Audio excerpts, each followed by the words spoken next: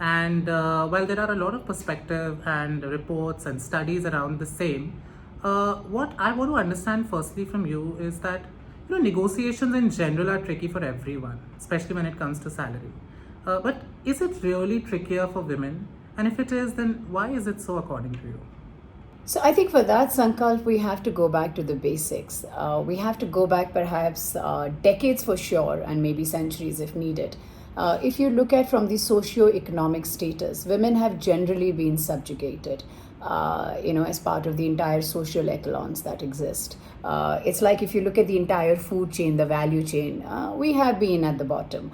In the corporate, we were allowed to work. And if you look at the usage of my words, we were given entry into the so called boys' club, the fiefdoms, entire thing where the door is shut. And now the door is open and we have been allowed in. Now, when we are allowed into a place where we weren't allowed, then a certain sense of gratefulness comes. Oh, I'm so grateful. Thank you so much for allowing me to get educated. And thank you so much for allowing me to work. Now, I will now answer your question with this gratefulness, with this almost a feeling that I don't belong here. Being a guest in your own house because you're going to get married and sent off. Being a guest in the corporate world because there is this huge drama unfolding that, it is a boys' world and you've been allowed very late. Now, what am I going to do as a woman? Where am I going to negotiate? I am going to be coming out of saying thank you. I am so glad that you did not reject me. I am so glad that I am working. Where is the conversation of promotion going to come? What a person, what a female employee could do when having those tricky conversations about negotiation. Firstly, you have to have that conversation, because no matter how sticky and how inconvenient that is, or you would want to just avoid it or delay it, you have to play by the rules of the game. And if it is about the crying baby crying the loudest, probably you have to make some noise, maybe not the loudest and be an irritant, but you have to create some noise about it, because that's how the game works, right? And you have to have that conversation and you have to put your point across one way or the other. So, and very interestingly, you mentioned that you had an idea about about what your peers were making, or what you want you should get ideally. Many people do not have that kind of access. So I may not know, okay, I'm making, or a woman is making something of this amount. What exactly is the amount that am I worth? So where should one get access to this kind of information? Would you have any tips for the female professionals who are listening to us? Where can they actually go and get access to this information so that they can present their side of the story better to the management? So, great question, Sankalp. And before I answer this, I have one comment that one of my mentors shared.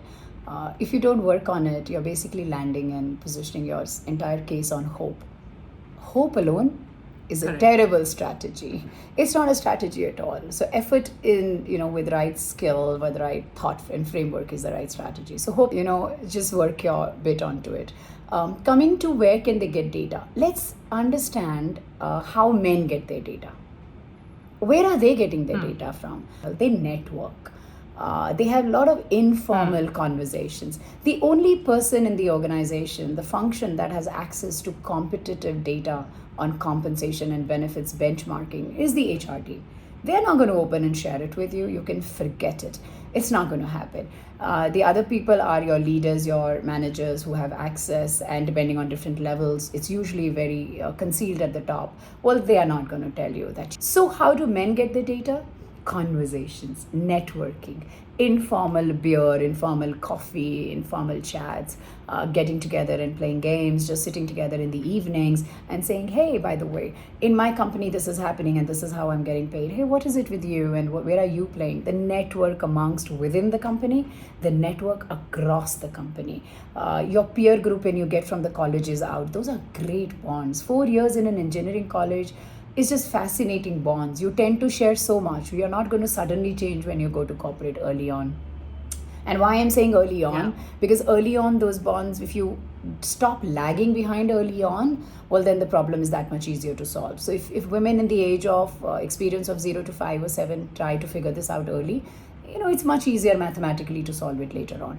So, so start networking, start getting in part of those informal groups and, channels, and use that. So, Sankalp, the message to women out there, please learn to network, because networking is the key to a lot of network gives you access to information. Information is power, and power, when rightly used, Correct. helps you build your career.